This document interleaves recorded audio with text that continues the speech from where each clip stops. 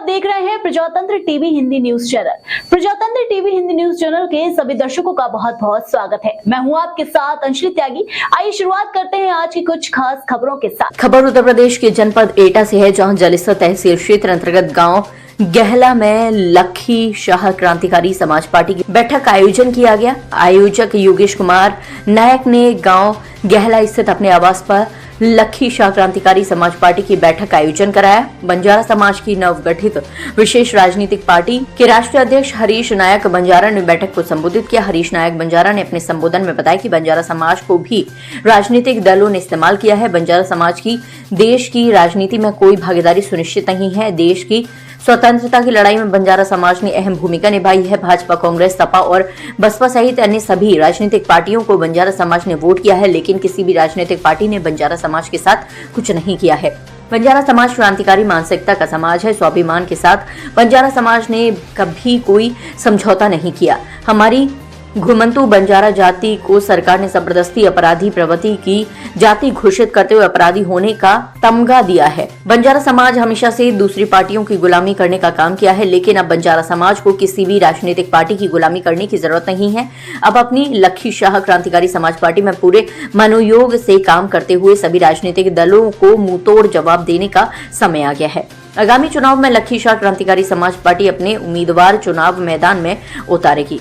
लखी शाह क्रांतिकारी समाज पार्टी के राष्ट्रीय प्रमुख महासचिव गिरीश नायक बंजारा ने बताया कि बंजारा समाज का बुरी तरह से शोषण किया जाता है और अब बंजारा समाज की सुनने वाला कोई नहीं है।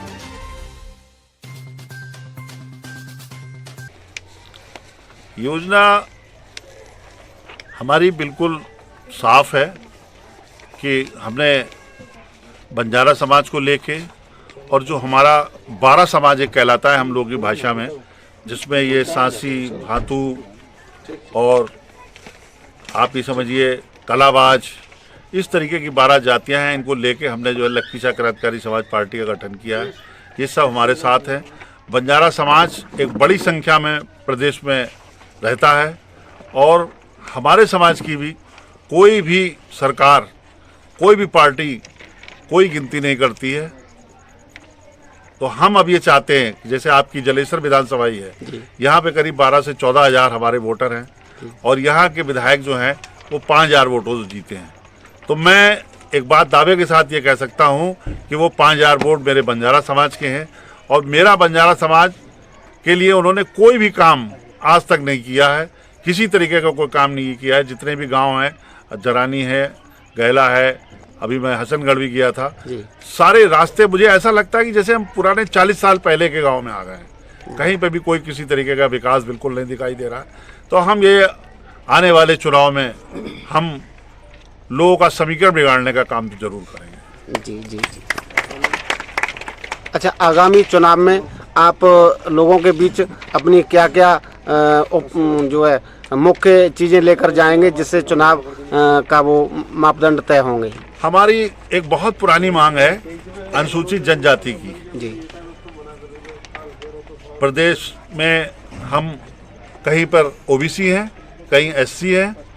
तो हमारी एक पुरानी मांग प्रदेश में जो है, अभी हमारे एक महाराष्ट्र के नेता संजय जी ने एक बात कही थी, उसमें शायद ओम बिरला जी की मीटिंग थी, तो उन्होंने उनसे ये कहा था कि 3 लोगों को उन्होंने बताया था कि उमेश यादव जी एक पूर्व सांसद हमारे जो हैं वो कर्नाटक से हैं, अभी जो कांग्रेस के राष्ट्रीय अध्यक्ष हैं उनको पहले उन्होंने हराया था, क्या नाम है, खड़गे जी नाम है, खड़गे जी को, मल्लिकार्जुन खड़गे जी, उमेश यादव जी और एक और नेता। तो उन्होंने बताया था संजय जी ने कि मैं ओबीसी में हूँ, ये एसटी में है, वो एससी में है। तो जब एक देश, एक जात और एक आरक्षण की जब बात चल रही है, तो पूरे भारतवर्ष में बंजारा समाज को एसटी का ही दर्जा क्यों नहीं दिया जाता है? तो हमारी ये मांग है कि हम लोगों को एसटी का दर्जा दिया जाए, हमारे गाँव को राजस्व गाँव घोषित किया जाए।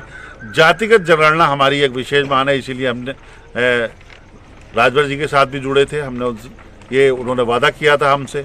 हमारा एक मथुरा में आश्रम है, उस पर लोगों ने जो है भूमाफियाओं ने कब्जा कर रखा है, उसका भी हमें ये वादा हुआ था कि उसका भी आपका कब्जा हटवाया जाएगा।